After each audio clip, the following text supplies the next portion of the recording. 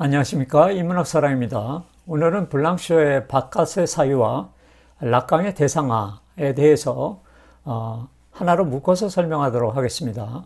그래서 블랑쇼의 문학과 락강의 정신분석이 어떻게 접합점을 찾을 수 있는지 살펴보도록 하겠습니다. 그래서 블랑쇼가 평생 고민했던 주제는 현상과 인식의 차이였습니다.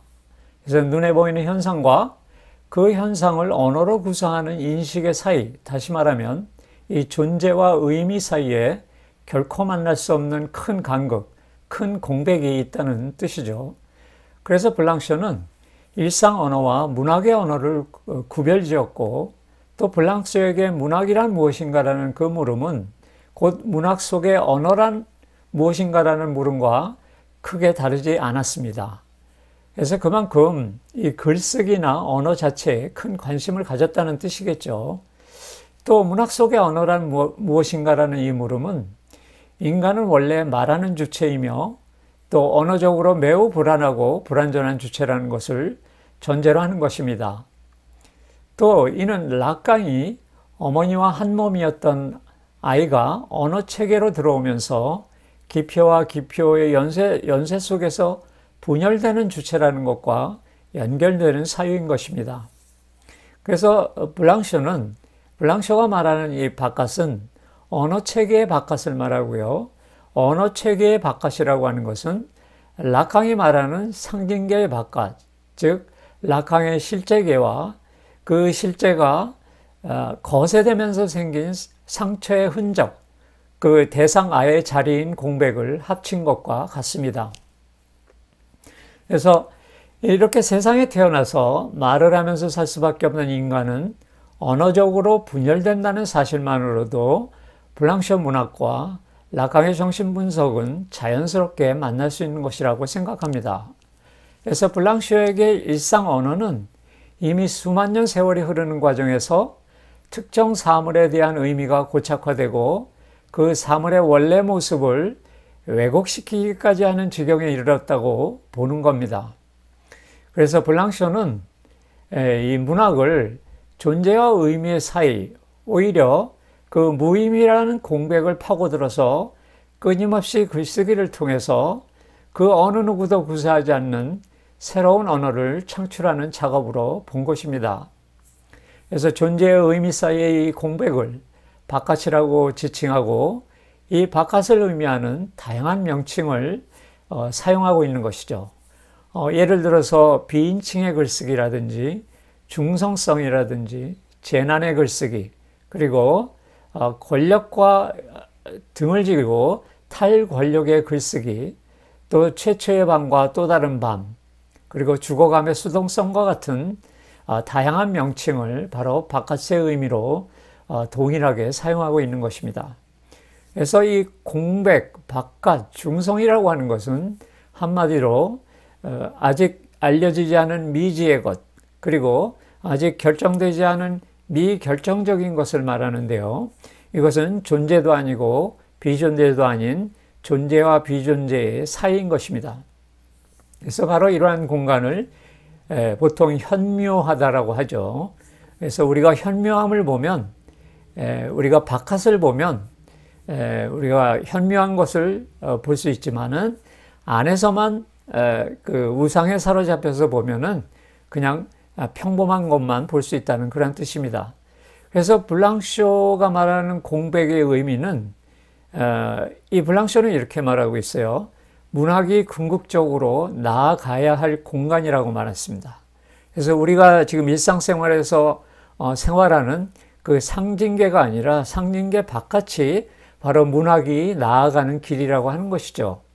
그래서 블랑쇼는 이 락강과 마찬가지로 우리가 상징계에서 살면서 우리의 자아를 실현하는 것은 불가능하다는 거예요.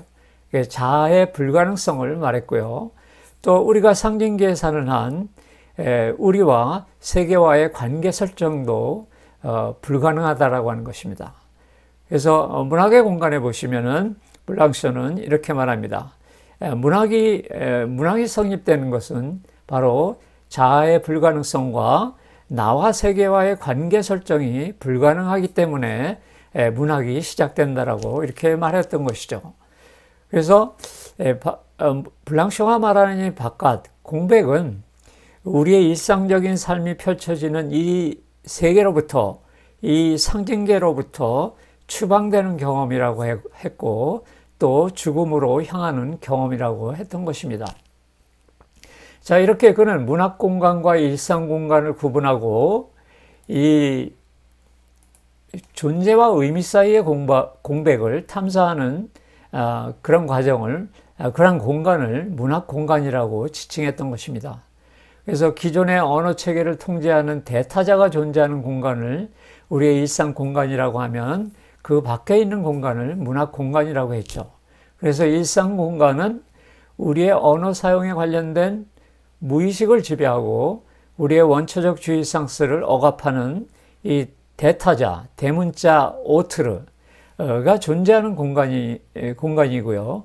이 대타자는 다양한 기표들을 생산해내고 또 주체는 기표와 기표들 사이에서 분열되는 존재이고 그리고 수많은 불완전한 의미들이 생산되는 공간입니다. 그래서 블랑쇼는 작가가 이러한 상징계, 이러한 대타자의 공간에서만 빠져 산다면 문학함 그 자체가 불가능하다고 보는 겁니다. 그래서 일상 공간은 특정 대상에 대한 동일한 의미가 영원히 회귀되는 공간이고, 왜냐하면 이미 정치적, 경제적, 사회적으로 그러한 사회적 권력이 우리의 무의식을 지배하고 있기 때문이죠.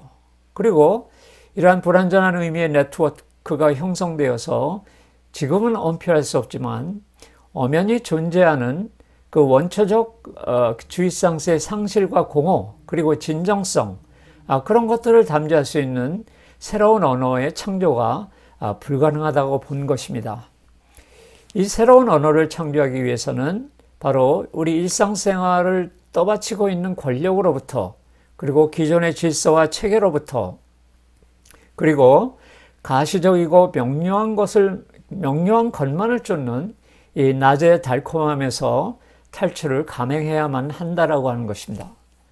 결국 블랑쇼가 추구하는 이 문학 공간은 고착화된 질서와 체계로부터 바로 미지의 세계, 미결정성의 세계로 나아가는 것이고요. 낮의 세계로부터 밤의 세계로, 그리고 권력의 언어로부터 중성과 탈권력의 글쓰기로 나아가는 것이고, 또 의미와 체계로부터 의미와 독립된 바깥으로 나아가는 것을 말합니다. 그래서 작가는 물론이고 특정한 주체를 내세우지 않는 비인칭의 공간으로, 그리고 무언가로 가득 채우려는 욕망의 세계에서 무위와 무의 공간으로 나아가는 것을 말합니다. 그리고 오직 무의식의 심연 속에서 들리는 그 침묵의 목소리에 의해서 글을 쓰는 곳이 바로 이 문학 공간이라고 하는 것이죠. 그래서 어떤 특정 의미가 담지된 일상 언어와 등을 돌리고 본질적 언어로 글을 쓰는 곳이고, 작가가 사라지면서 비인칭적으로 글을 쓸 수밖에 없는 곳이 바로 문학 공간이라고 하는 것입니다.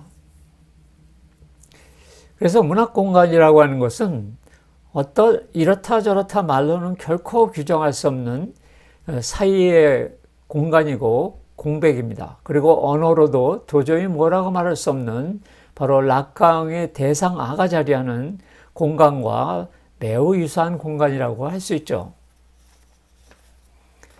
자, 블랑쇼는 언어가 생기기 이전에 나와 세계와의 관계, 나와 모든 사물들과의 관계를 복원하려는 것이 바로 문학의 사명이라고 했고요.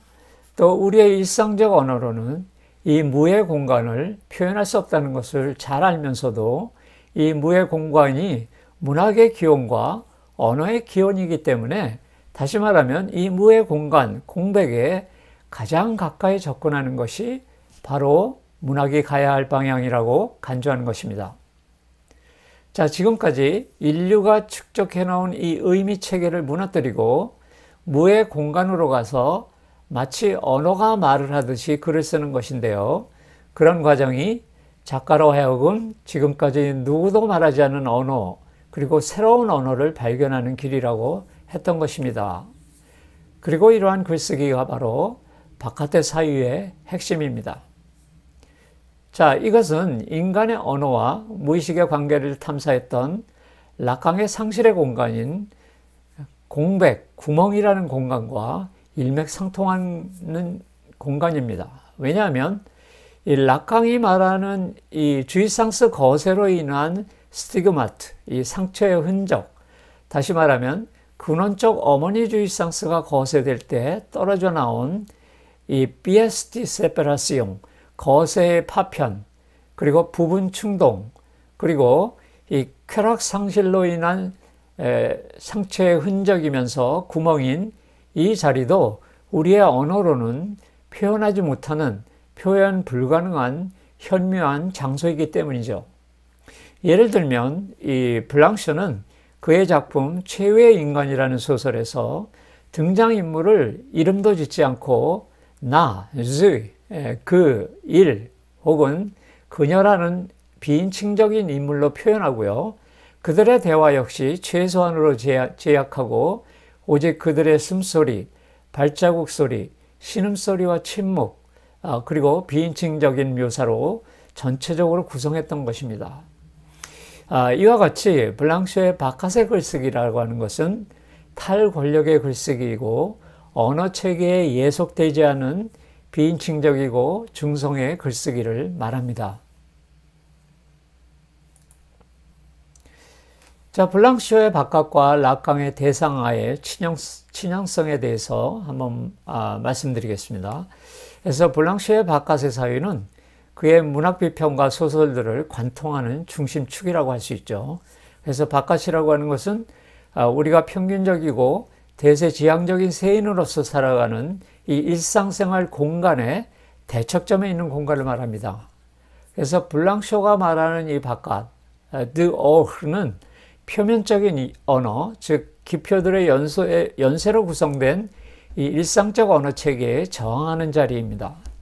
그래서 인간은 언어 체계로 진입하기 이전에 향유했던 그 근원적 쾌락인 어머니 주이상스를 포기하는 대가로 이 언어를 사용할 수 있었던 것입니다. 그런데 이 어머니 주이상스라고 하는 것은 언어계로 진입하기 전에, 즉 우리가 거울 단계 이전의 아이가 엄마와 누렸던 쾌락들, 즉 엄마가 보내는 응시라든지 엄마가 아이에게 짓는 미소라든지 엄마의 신체 일부인 젖가슴과 같은 이 성충동적 쾌락을 말합니다. 그래서 언어가 만든 대타자가 이러한 근원적 쾌락을 거세하고 제거한다는 것이죠. 이렇게 대타자는 가부장적 권력을 가지고 언어 체계로 진입하는 자에게 그의 신체의 일부, 즉 다시 말하면 그 쾌락을 느끼는 감각기관을 포기하게 하고 이 언어 체계, 즉 상징계에서 주체의 지위를 부여하는 것입니다. 이처럼 언어의 발명으로 인류를 지배하는 타자와 대타자가 생성되고 또 주체가 기표와 기표 사이에서 분열되는 고역을 겪게 되는 것이죠. 그래서 주체가 분열되었다는 말은 주체가 언어 체계의 명령을 받으면서 잘 살아가면서도 다른 한편으로는 언표 불가능한 그 근원적 쾌락, 어머니 주이상스, 즉 부분 충동에 이끌리기도 한다는 그 양면성을 말하는 것입니다. 그래서 언어 행위라고 하는 것은 단지 주체와 타자 간의 커뮤니케이션을 위해 있는 것만은 아닙니다. 이 언어의 발화행위에는 우리의 의식과 무의식이 혼합되어 있을 뿐만 아니라 다양한 형태의 권력이 작용하고 있는 것이죠. 그래서 이처럼 우리 인간은 수만 년 전서부터 일상생활에서 언어를 사용함으로써 주체와 타자, 그리고 의식과 무의식, 권력과 저항이라는 그야말로 우리가 전혀 예상하지 못했던 인간 정신에 영향을 미치는 요소들이 생성되었던 것입니다. 자, 그런 면에서 블랑쇼가 말하는 바깥이라고 하는 것도 언어가 우리의 무의식을 지배하는 우리 일상생활을 벗어난 장소, 바깥을 말하는 것입니다. 자, 그리고 블랑쇼의 바깥은 락강의 3계가 있죠. 상상계, 상징계, 실제계 중에서 상징계의 바깥을 말한다고 볼 수 있고요. 또 락강은 실제를 주체로부터 추방의 결과로 생긴 상징화의 바깥에 존재하는 영역으로 또 제시한 바 있습니다. 또 구체적으로는 이 상징계에 난 구멍으로서 실제의 속성을 그대로 담재하고 있는 결여의 공간이라고 말할 수 있어요. 그래서 사실 이 공간은 기표와 기표 사이에서 분열된 주체가 또 떨어지는 공간이기도 합니다. 그리고 어머니 주이상스, 즉 큰 사물이 아버지의 이름에 의해서 거세될 때 떨어져 나온 파편, 대상아의 자리인 것이죠. 그래서 대상아는 불어로는 오브제 그 아는 이제 소문자로 쓰여서 오브제 뿌띠띠 아라고 하는데요. 이 아라고 하는 것은 또 오트르입니다. 타자라는 의미를 갖는 불어의 오트르의 첫 글자를 말하는 것이죠. 쉽게 얘기하면 이 오브제 아는 내 안에 있는, 나의 무의식 안에 있는 안에 새겨진 지워지지 않는 상처, 타자를 말합니다. 그리고 대상이라는 말을 붙인 것은 이러한 상처의 흔적 자체가 구멍이며 그 구멍은 주이상스의 결여와 부재를 의미하는 구멍이고 그 반작용으로 생기는 욕망을 끌어당기는 대상이라고 해서 말하자면 그 욕망의 원인이라는 뜻에서 대상이라는 말을 넣은 것이에요. 자, 이처럼 블랑시오의 바깥과 락강의 대상화가 대응되는 개념으로 볼 수 있기 때문에 오늘 강의 제목도 블랑시오의 바깥과 락강의 대상화 이렇게 정한 것입니다.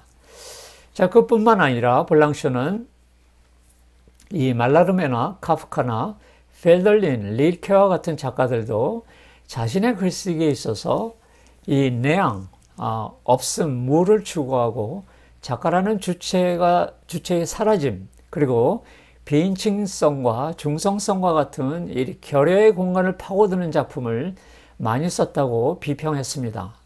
사실 이들 작가가 추구하던 문학 공간 역시 락강이 말하는 대상화 혹은 상징계에 난 구멍과 매우 가까운 성격을 가진다고 할 수 있습니다. 이 도표에 보시면은 블랑시오는 그 문학은 언제나 일상 공간의 질서 체계 바깥을 향하는 것이라고 했고요. 이것은 어머니의 주이상스를 거세당할 때 생긴 구멍, 즉 대상 아의 자리와 대응시킬 수 있습니다. 그래서 블랑시오에게 이 구멍은 사물과 언어 사이에 난 언표 불가능한 공간이고 락강에게는 상징계도 실제계도 아닌 언표 불가능하고 미결정적인 공간이고 공백이고 구멍입니다. 그래서 블랑시오에게 바깥은 작품을 완성하면서 작가는 사라지고 지속적으로 죽어가는 공간이고 락강에게 대상화는 주체의 욕망을 끌어당기는 요인이고 동시에 주체를 죽음 충동으로 이끄는 공간이기도 한 것입니다. 그래서 블랑시오에게 바깥이라고 하는 것은 이 낮의 생생한 삶을 추구하는 공간이 아니고 오히려 죽음으로 충만한 밤의 공간인 것입니다. 어쨌든 간에 이 바깥과 대상화 모두 알려지지 않은 것, 미지의 공간이고 아직 결정되지 않은 미결정적인 이 모호하고 현묘한 공간이고 또 새로운 언어를 창조하기 이전까지는 언표가 불가능한 공간인 것은 공통점입니다. 그리고 블랑시오에게 바깥은 주체가 사라진 비인칭성, 중성, 재난의 공간이기도 한 것입니다. 블랑시오가 말하는 재난이라고 하는 것은 마치 로베르트 무지리의 특성 없는 남자에서 묘사했듯이 존재의 망각의 시대, 즉 인간성은 쏙 빠지고 특성만 남은 이 궁핍한 시대를 말하는데요. 이는 이러한 시대는 이러지도 저러지도 못하는 불확실한 아포리아에 빠진 시대를 말합니다. 그런데 문학의 본질도 안온하고 질서 잡히고 태평성대의 공간을 향하는 것이 아니라 이런 존재의 망각에 아포리아에 빠진 재난의 공간을 향하게 되어 있다고 주장했던 것입니다.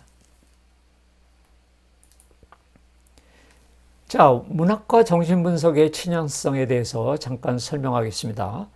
그래서 원래 문학과 정신분석은 아주 가까운 거리에 놓여 있습니다.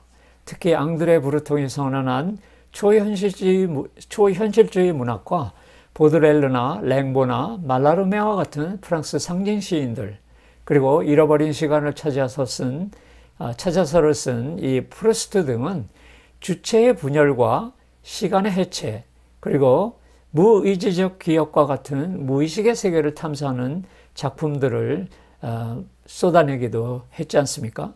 즉 랭보는 그 상징 시인 랭보는 이렇게 말합니다. 시인은 시를 쓰면서 사라지고 오직 타자로서만 남을 뿐이라고 말했는데요.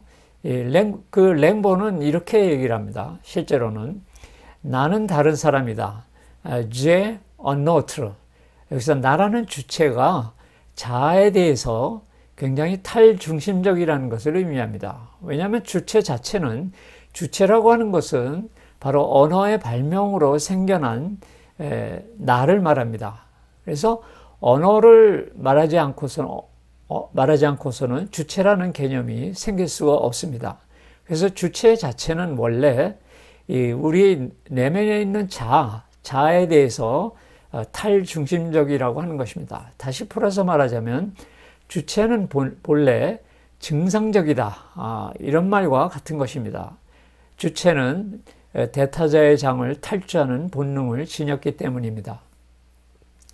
즉 변신과 성, 또 소송과 같은 카프카의 소설들은 또 어머니 주이상스와 아버지 대타자, 그리고 주체의 분열에 의해 생긴 상처의 흔적과 소외를 주제로 한 작품들을 많이 썼습니다.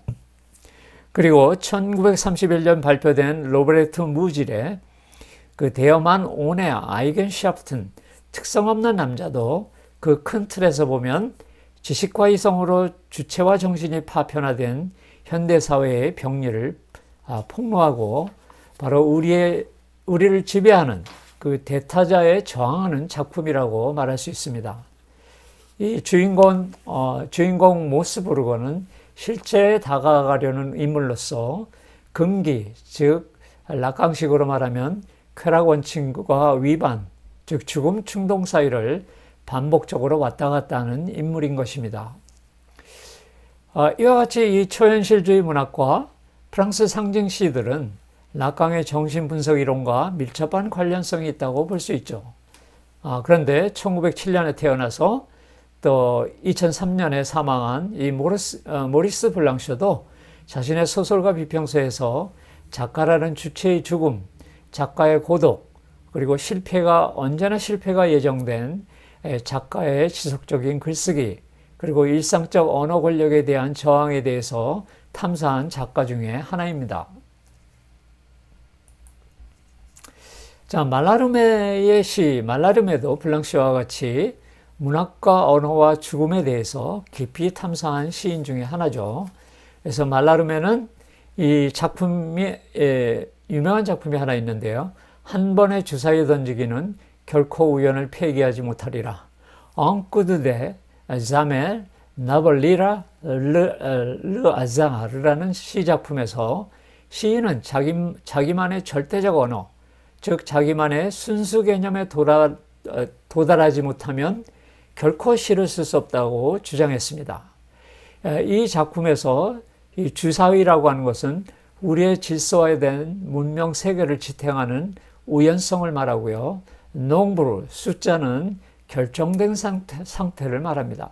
그런데 한 번의 주사위 던지기는 결코 우연을 폐기하지 못하리라는 말은 글쓰기의 덧없음, 즉 우리의 무의식은 기존의 언어체계에 예속되어 있기 때문에 결코 문학의 기원을 향해 나갈 수 없다는 것을 말하고 있어요.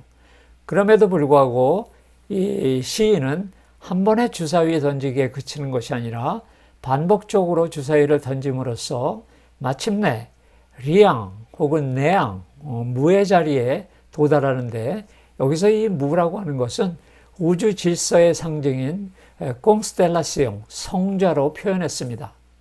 그래서 시인은 엄표 불가능하지만 그 시 창작을 통해서 이 언어의 우연적 운명에 저항한다는 의미를 제시하고 있는 것입니다. 이와 같이 말라르면은 언어 체계 안에서 의미화의 그물망 안에서 살아야 하는 이 운명을 한편으로는 수용하면서 또 죽음을 마다하지 않고 우연의 심연을 박차고 나가는 시도를 했던 것입니다. 그래서 우연을 필연으로 바꿔서 세계를 재구성하려고 했던 것입니다. 그가 말하는 이 이상적인 세계가 바로 우주의 언어인 콘스텔라시옹, 별자리라고 하는 것입니다. 즉, 이 시에서 라플림, 펜이라고 하는 이 글자는 우연히 지배하는 상징계를 말한다면 콘스텔라시옹, 별자리라고 하는 단어는 절대 공간, 블랑쇼가 말하는 문학 공간인 것이죠. 그래서 말라르메는 원래 시약의 내밀성과 우주와의 상관관계를 밝히려고 노력했는데 그 시약의 내밀성과 우주와의 상관관계가 바로 그가 말하는 순수 개념, 윈느 콘셉시옹 비유라고 하는 것입니다. 그래서 이 말라르메는 순수 개념에 도달하기 위해서는 끔찍한 정신적 투쟁을 거쳐야 한다고 주장합니다. 그래서 이 대목에서 조르지 폴레라고 하는 비평가는 이 말라르메의 이 끔찍한 투쟁을 philosophical suicide, 철학적 자살, 혹은 spiritual suicide, 정신적 자살이라고 지칭했는데요. 이것은 무엇을 말하냐면 여태까지의 나 자신을 지금과는 전혀 다른 완전히 개조된 새로운 나로 재탄생시키고자 하는 것이죠. 자, 이와 같이 문인들은 일종의 그 실제를 향한 그 공백을 향해서 나아가려고 하는 메조키스트적인 측면을 가지고 있는 것도 사실입니다. 자, 여기서 앵티메 들라 포에지, 시약의 내밀성과 위니벨, 우주, 바깥의 우주는 결국 동일한 성격을 갖는 것이에요. 마치 블랑쇼가 작품의 중심점과 바깥이 서로 밀접하게 연결되어 있고 라캉도 실제, 즉 어머니 주이상스와 나의 바깥, 원래 거기에 있었던 것이기도 하고 나의 깊고 깊은 무의식의 내부에 숨어 있었던 것이 상징계의 구멍으로 떨어진 것이기도 하다고 하는 그러한 논리와 같은 것이죠. 말하자면 안과 바깥이 메비우스 띠처럼 서로 연결되어 있다는 그런 뜻입니다. 자, 이 시, 한 번의 주사위를 던지기는 결코 우연을 폐기하지 못하리라는 이 시에서 우리는 글자들의 물리적 배치 역시 우주의 별자리들을 연상시킬 수 있게 음악적 멜로디를 따라 배치되어 있음을 알 수 있는데요. 말하자면 지금까지 우리의 일상을 지배했던 의미화의 그물망에서 언어의 사용을 배제했던 것입니다. 그럼에도 불구하고 말라르메는 시 창작 과정에서 절대 공간에 이르기 위해서는 일상 언어와 또 공모를 해야 한다라고 또 말해요. 그런 일상 언어와 공모했음을 자백하는데 그는 시는 영광스러운 허구, 영광스러운 거짓말이라고 말한 데서 알 수 있어요. 이걸 돌려 말하면 무엇인가 하면은 인간의 언어가 말하자면 이 시인의 거짓말의 도구일지는 몰라도 그 언어 안에는 진리의 문제가 시종인간 언제나 스며들어 있다는 그런 뜻입니다. 자, 블랑쇼와 당대 작가들의 이와 같은 문학과 언어의 본질에 관한 탐사는 본질적으로 인간의 무의식 세계에 관한 탐사인 것입니다. 무의식이라고 하는 것은 타자들이 사용하는 언어의 질서에 압도되어서 자기 내면 깊숙한 곳에 숨어 있는 자아를 발현하지 못하는 상황이 지속되는 것을 말합니다. 여기서 타자들의 언어 질서라고 하는 것은 기표와 기표 사이에서 일어나는 의미화, 즉 환유의 작용을 말하고 이렇게 외부 기표들이 나의 의지와 상관없이 나의 무의식을 형성하고 있기 때문에 라깡은 l'inconscient est structuré comme un langage라고 말했어요. 즉 무의식은 언어와 같이 구조화되어 있다고 말했던 것입니다. 자, 이와 같이 언어 체계는 le nom de père, 아버지의 이름이라고 하는 이 대타자가 우리의 전반적인 무의식을 형성하고 통제한다는 면에서 권력과 밀접한 관련이 있습니다. 그런 면에서 프로이트는 무의식에 관해 전무후무한 새로운 언어와 증상들을 발명했고요. 또 이러한 프로이트의 정신분석을 이어받은 락강이 평생 탐상한 영역도 이 무의식의 다양한 위상들이라고 아니할 수 없습니다. 예를 들어서 락강이 발명한 상상계, 상징계와 실제라는 것도 인간의 무의식 세계에서 벌어지는 다양한 사건들, 예를 들면 언어를 배우기 이전에 어머니 주입상스를 탐닉하는 것이라든지 또 이러한 원초적 주입상스를 상실하는 사건이라든지 즉 대타자가 쾌락을 거세하는 사건을 말하죠. 또 주입상스 거세로 인해서 남겨진 상처의 흔적들 그리고 이러한 상처의 흔적들로 인해서 평생 반복해서 증상을 대면해야 하는 인간의 운명 이런 사건들을 압축적으로 표현한 것이 바로 이 상상계, 상징계, 실제의 결합인 것입니다. 자, 이렇게 상상계, 상징계, 실제계 모두 무의식을 구조화한 영역이라고 말할 수 있죠. 그래서 정신분석 임상에서 사용하는 여러 개념들, 무의식이라든지 주체라든지 증상, 대타자라든지 대상화, 그리고 잉여 향유 같은 이러한 언어들을 주요 도구로 사용하는데요. 이 문학에서도 이러한 언어들을 비일비재하게 사용한다는 면에서 그 문학과 정신분석은 서로 밀접하게 맞닿아 있다고 할 수 있습니다. 자, 그러면 이 대상 R을 중심으로 우리가 상상계, 상징계, 실제계를 한번 살펴보도록 합시다. 그래서 먼저 프로이트와 락강의 정신분석 이론은 그 기본적으로 인간의 무의식을 탐사하는 것입니다. 누구나 락강하면 우리가 세 고리가 이렇게 서로 묶여 있는 다이어그램을 많이 볼 수 있죠. 사실 이 간단한 다이어그램도 완전히 알기 위해서는 락강을 거의 다 공부해야만 가능할 것 같습니다. 그래서 락강이 분류한 상상, 상징, 실제는 엄연히 서로 다른 형태의 무의식 세계라는 것은 확실합니다. 그러나 각 범주들은 결코 독자적으로 존재할 수 없다는 것도 확실합니다. 풀어서 말하면 어느 두 고리가 결합하려면 나머지 한 고리가 합류하지 않으면 결코 결합이 불가능하다는 것이죠. 이 세 무의식의 범주들은 다른 범주들과 결합해 있지 않으면 서로가 존재할 수 없는 것입니다. 이처럼 우리는 이 고리를 보로메우스 매듭이라고 하는데요. 이 보로메우스 매듭이라는 것은 각각의 영역이 나머지 두 영역과 결합하는 역할을 하는 것입니다. 그래서 상징계 고리는 동시에 상상적이고 실제이기도 하고요. 실제 고리는 실제적이면서 동시에 상징적, 상상적이기도 한 것입니다. 그리고 마지막으로 상상계 고리 역시 실제적이고 상상적이기도 하다는 것이죠.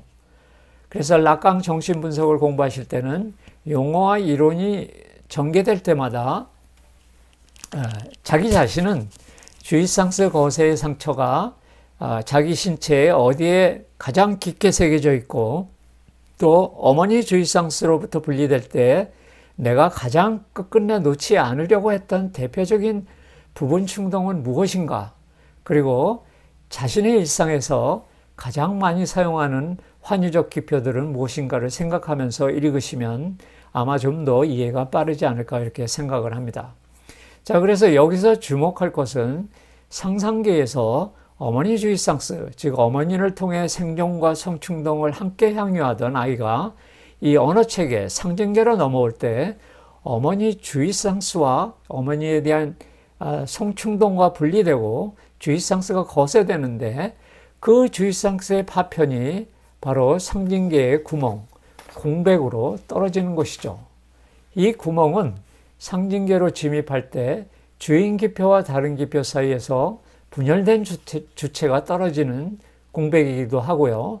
또한 상징계로 진입하면서 주입상스가 거세될 때 아이가 끝끝내 놓지 않으려 했던 네 가지 충동들, 그리고 어머니 젖가슴에 관련된 구강충동, 이 배변에 관련된 항문충동, 어머니의 응시에 관련된 시관충동, 또 어머니의 목소리와 관련된 호원충동, 이러한 부분 충동들이 떨어지는 공백이기도 한 것입니다.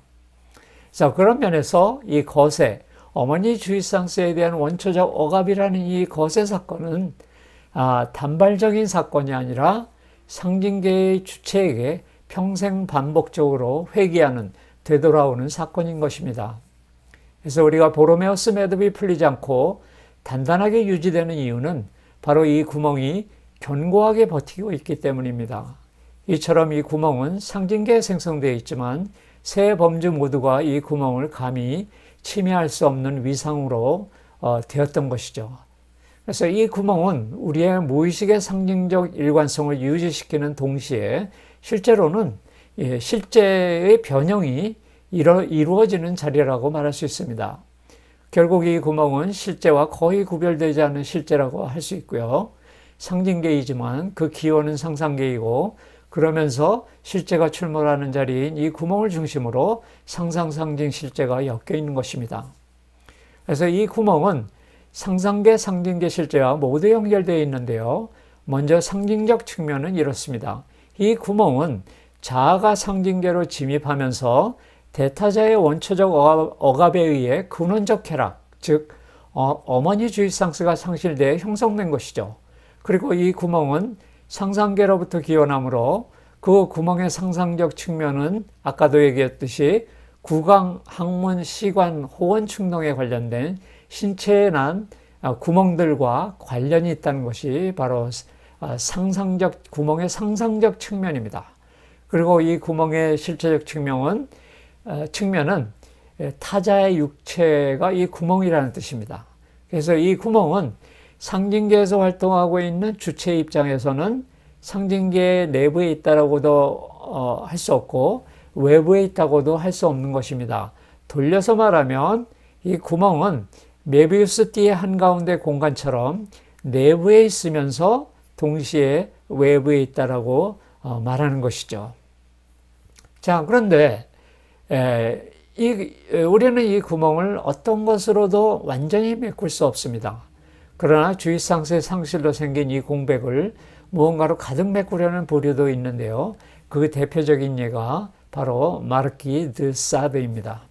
그 세디즘이라는 용어를 창출해낸 마르키 드 사드입니다.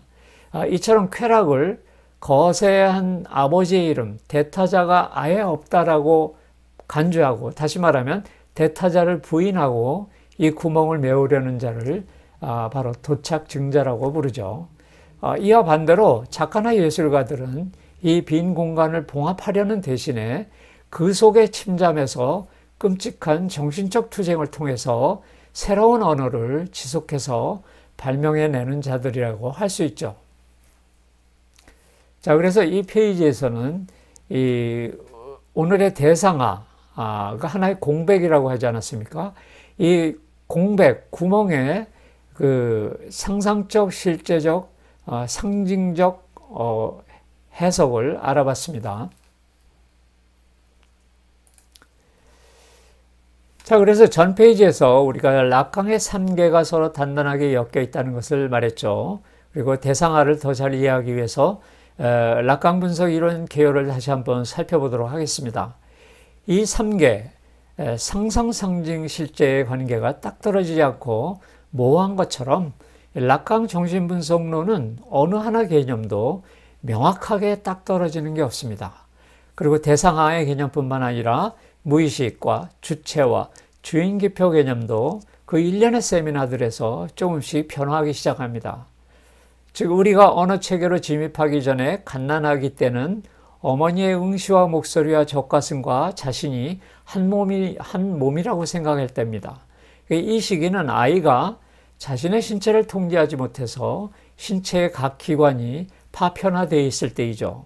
그러나 한 6개월 정도 지나면 거울 단계에 들어서면서 자신의 신체가 하나의 통일체라고 오인하면서 잘못 생각하기 시작하고, 즉 나르시시즘에 빠지기 시작하고, 또 어머니의 명령 중심적인 언어가 자꾸 들어오면서 어머니에 대한 성의 감정이 아버지의 이름에 의해서 깨지기 시작하는 것입니다. 여기서 상징계 대타자를 아버지의 이름이라고 붙인 이유는 이렇습니다. 기본적으로 인류 문명이 또 남성 중심적이라는 이유도 있고요. 또 라캉은 아버지의 이름을 이 메타포 파테르넬, 그 부성적 은유라고 지칭했는데요. 은유라고 하는 것은 어떤 사물의 이름을 다른 이름으로 완전히 대체하는 것이죠. 즉 특정 사물, 실제를 대체할 수 있는 다른 기표를 사용하는 것이라고 말할 수 있어요. 그래서 실체를 대체하는 첫 번째 기표가 어머니 주이상스라는 실제를 탐닉하는 것을 강제로 멈추게 하는 일종의 억압의 역할을 하는 것이죠. 다시 말하면 아이가 언어로 침입하기 전에 어머니의 시선과 목소리와 신체인 젖가슴과 같은 쾌락을 포기하게 만들어버리는 역할을 하는 기표라고 하는 것입니다. 자, 그 강제성 때문에 가부장 권력을 의미하는 아버지의 이름이라고 했던 것이죠. 여기엔 또 기독교적인 전통도 가미되어 있겠죠. 하여튼 상징계로 들어온 아이는 이 자신의 쾌락을 대타자에게 헌납하고, 다시 말하면 자신의 신체 일부를 내주고 상징계 내에서 주체, 쉬제라고 하죠. 대문자 S 지위를 얻게 됩니다. 그러나 이 주체는 기표와 기표들의 연쇄 속에서 이제는 쾌락을 얻지도 못하고, 그렇다고 상징계의 주인으로서 행사하며 살아가지도 못하는 어정쩡한 위상으로 떨어지게 되는데, 이를 우리는 주체가 분열되었다, 즉 빗금친 S가 되었다라고 말하는 것입니다. 하여튼 상징계는 이 주이상스, 쾌락과 성충동이 완전히 제거된 장소입니다. 여기서 성충동은 단지 남녀의 섹슈얼 디퍼런스 차이에 의해서 일어나는 단편적인 행동이 아닙니다. 이 성충동이라고 하는 것은 응시와 목소리와 젖가슴이라는 신체와 배변이라는 이 물질, 이런 부분 충동뿐만 아니라 그 외의 모든 충동들의 종합이라고 생각하시면 될 것입니다. 그래서 라캉은 세미나 16 잉여 향유 개념을 제시하기 이전에는 상징계는 근원적 주이상스가 완전히 제거된 일소된 공간이라고 전제하고, 거세로 인한 생긴 이 스티그마트, 상처의 흔적 혹은 성충동들의 파편들이 상징계에 구멍을 내고 자리 잡는다라고 주장했던 것입니다. 이 상징계에 대한 얘기를 조금 더 하자면, 이 상징계에 이미 자리 잡은 대타자는 최초의 기표 S1을 새기고 시니피앙이를, 여기서 S는 쉬제가 아니고 시니피앙입니다. 시니피앙 1을 새기고, 또 시니피앙 1은 상징계 내부로 들어온 주체를 다른 기표 시니피앙 2로 데려가 재현시킵니다. 이 재현이라고 하는 것은 재구성과 다른 것입니다. 재현이라고 하는 것은 일시적으로 이미지를 보여준다는 것, 그 이상의 의미가 없습니다. 그래서 여기서 이 최초의 시니피앙 1는 어머니 주이상스가 부성적 은유에 의해서 정해진 기표이기 때문에 그 상징계가 실제와 연결되는, 상징계와 실제를 연결하는 표지의 역할도 합니다. 하여튼 이 기표와 기표 사이에서 주체가 분열되고, S2는 계속해서 S3, S4, 그 다음에 S9 이렇게 계속해서 기표들이 연이어 나타나게 됩니다. 이 과정에서 기표와 기표 사이에 환유가 일어나서 의미가 발생하는 것입니다. 사실 여기서 의미는 기표와 기표 사이의 차이와 배합과 구별에 의해서 발생되는 것으로서 완전한 의미가 아니라 불완전하고 일시적인 것에 불과합니다. 그래서 기표들의 환유로 인해서 만들어진 의미는 대타자가 만들어서 나에게 강요하는 의미인 것입니다. 말하자면 우리 인간은 내가 나의 고유한 의미를 찾지 못하고 다른 사람들의 기호, 선악, 신념을 그대로 따라가면서 살게 되는 것이죠. 즉 나라는 주체가 사라지고 그냥 대타자에게 예속되어 사는 거나 마찬가지예요. 즉 우리의 일상생활권, 즉 상징계에서는 대세 지향성만 존재하고 주체는 존재하지 않는 거나 마찬가지입니다. 그런데 말입니다. 이 의미화의 체계, 기표들의 연쇄 속에서 아무 걱정 없이 잘 살아가면 문제가 안 되는데요. 우리가 해결하지 못한 부분, 즉 주이상스를 거세하고 남은 절편 부분, 상처의 흔적 부분, 이 공백, 이 구멍 속에서 지속적으로 무언가 우리에게 출몰한다는 것입니다. 이게 바로 증상이라는 것이죠. 생프텀이라고 하는 것이에요. 이 증상에 대해서는 제 2강으로 넘기고요. 오늘은 여기서 마치기로 하겠습니다. 지금까지 청취해 주셔서 감사합니다.